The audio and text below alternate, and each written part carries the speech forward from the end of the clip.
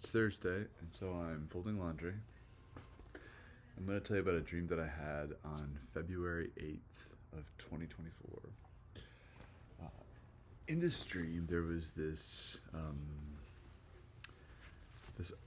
authoritative person, kind of like almost a high priest type of a person, and I was attending this ceremony of great importance when this person was about to sacrifice a crow. A raven? Is there a difference between a crow and a raven? I should look this up before I'm actually recording a video. I guess I can. I've never done this before. I've done a Google search while being on a Google-owned property. Difference between a crow and a raven. Ravens and crows are both blackbirds with iridescent feathers, but ravens are generally larger and can live in more diverse habitats. Do they have the same symbolic meaning though? What is the symbolic meaning of a raven?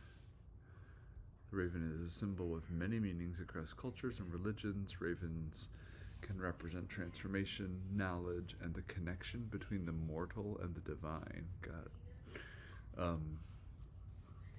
They can also symbolize the unknown mystery and complexity of nature.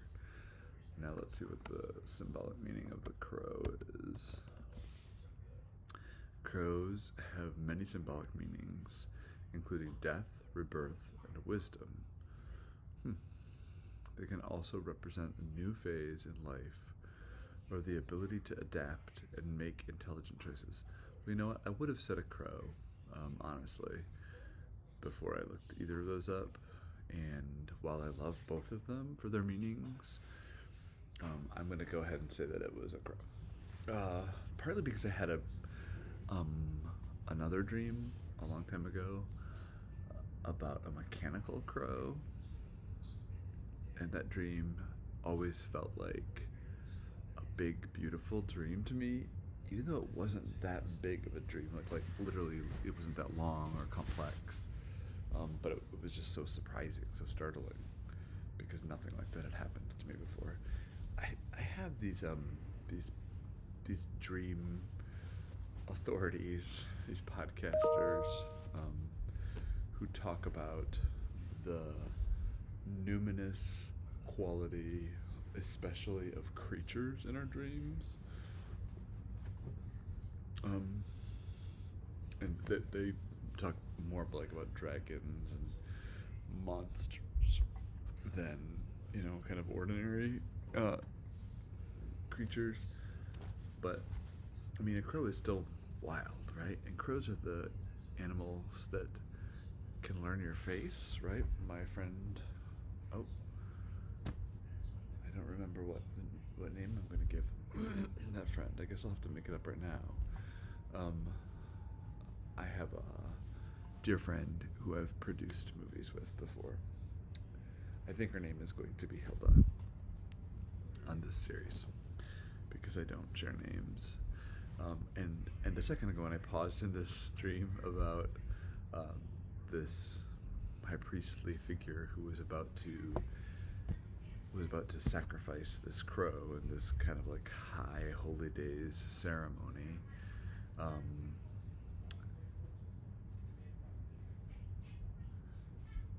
lost my place.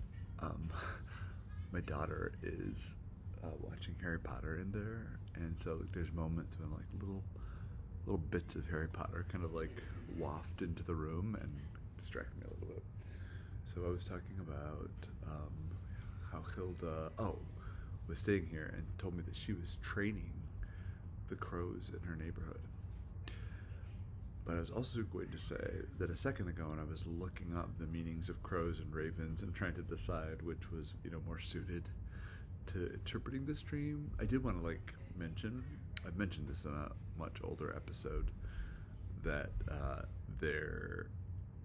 this is not a series about interpreting dreams as much as it is about holding dreams and sharing dreams.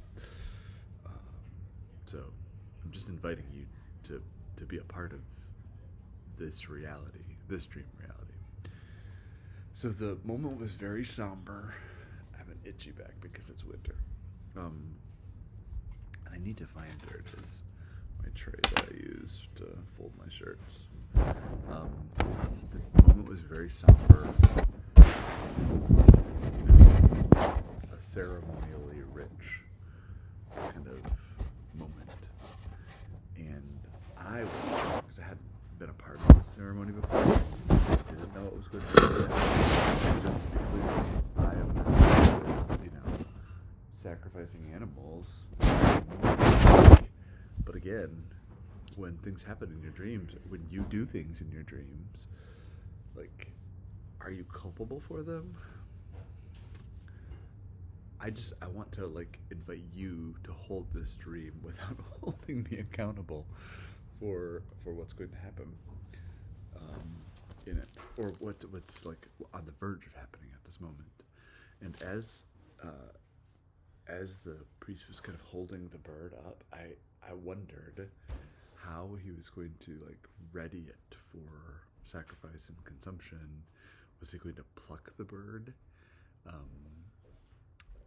And I had this flash of a vision in my mind of him pulling on the crow's coat, or a feather just in one corner, and it unraveled, all the feathers would come off like a Pillsbury cinnamon roll cardboard container, where you take the spoon and you're supposed to press down on it, or I guess you rip the wrapper off first and you press down at the seam, and it goes, it's very satisfying. And then you pull it open, and then often the pastry inside is also kind of in triangles or circles, but it was all in triangles, that the coat of feathers came off in my mind, as I was watching in the dream. But just before anything else happened in terms of what the leader was doing with the dream, all of a sudden the crow opened its mouth, and a string, but made out of organic materials, shot out of its mouth and into this authority figure's mouth, and attached itself immediately to the back of the throat. And I was astonished and horrified. And when I was writing the dream down the next morning, I wrote down, now these two creatures shared the same tongue. And I wondered to myself if the priestly figure would use scissors to disconnect this string, this organic string that now belonged to both of them, that was attached to both of them. I didn't mention this, that the string had these brightly colored Kandinsky-esque patterns on both sides, and the string itself was the size of a shoelace, but it was flat on both sides. What in the world? And I was wondering if the priest would use scissors to cut it, but I thought that certainly that would kill the bird immediately. I didn't even think about until this morning when I was rereading the dream whether or not it would also kill the high priest, or the figure, the ceremonial director. But I also knew for sure that it would make the bird inedible if he did so. So this is a dream about what it said about crows, right? Crows have many symbolic meanings, including death, rebirth, and wisdom. They can also represent a new phase in life, or the ability to adapt and make intelligent choices. Crows are often associated with death and the afterlife. And Hindu funeral rites, crows are fed to honor the deceased. Oh, yeah. Crows are seen as the intelligent and flexible and can bring these qualities to life choices. Crows are also seen as prescient and adaptable. They can symbolize a new phase of life or a fresh start. I mean, that's a death rebirth situation, right? In Japan, crows are symbols of filial gratitude and familial love. Huh. I mean, I can't say. So one of the things that that the podcasters who I really like very much, their show is called This Jungian Life, and I'd be thrilled if you listened to it. They sort of take a Jungian perspective on all things cultural, but for many of their episodes, they also have a dream sent in by someone, and the dream gets interpreted by them. So one of the principles of some dream interpretation, and I think that most Jungians would adhere to this idea, is that every part of the dream is a part of the dreamer. And so the person that we identify most with in the dream, like in this dream,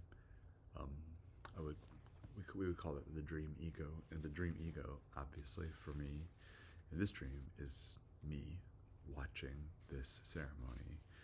But like the argument is that like the priest figure, the leader of this religious or tribal group, is also me. It's a part of me that's less easy for me to accept, to embrace. And so the dream maker has cast this role as being, a different person, so that I could both be challenged by their presence and also be open to their value. And also the crow is me, is you. Like that's my sort of philosophy.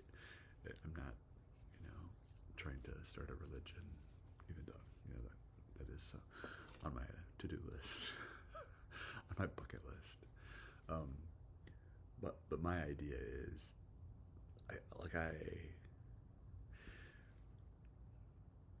I think that dreams are the language of divinity, of transcendence. They are so far beyond our control, and they are full of poignant and unexpected connectedness, and they offer us a reordered symbology of our own existence. And to me, those are all of the things that religion does. One of the things that dreams do not offer to us is, like that religions do, is a clearly shared sense of order and disorder. Right? One of the things that religion does that many people feel really bad about is that it becomes a resource of power as people try to sort of say, this holy scripture and this ancient teaching has this meaning and not this other meaning. And these competitive bids for control become fields of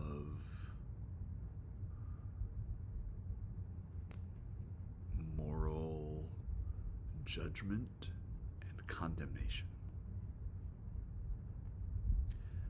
I mean, what they should always do, these teachings, these stories, these visions,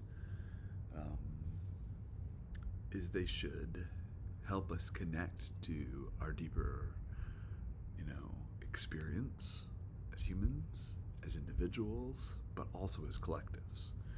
And so, because dreams are given to everybody, the act of sharing them is not an act of sort of totalitarian demand, but instead one that invites a kind of patience and reflection and a new shared vernacular. So you are the crow, and you are the high priest, and you are the watcher. You feel astonished and confused. You feel enlightened by the possibility that the crows could come off in a triangle.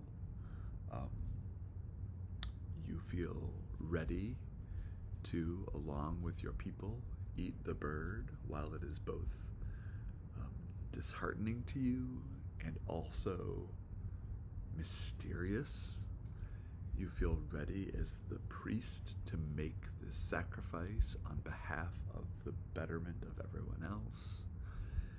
You feel the power of the crow as you reverse everything we expected from the ceremony by thrusting a magical something into the way that power and authority have functioned within this context, and suggesting a revisioning of power whereby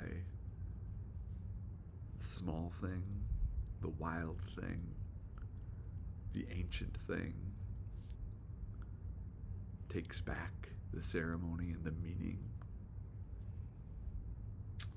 I've made a dent in my clothes. Oh look, it's a white t-shirt. If you're a long-time viewer, you know how much I think of white t-shirts. Oh look, you also see something else happening right here. This is Oreo, my dog. Oreo doesn't have social media, so I'm not going to give him a fake name. It's just Oreo. He's sleeping next to me and listening to this dream. He appears in some of my dreams. You'll hear about him later.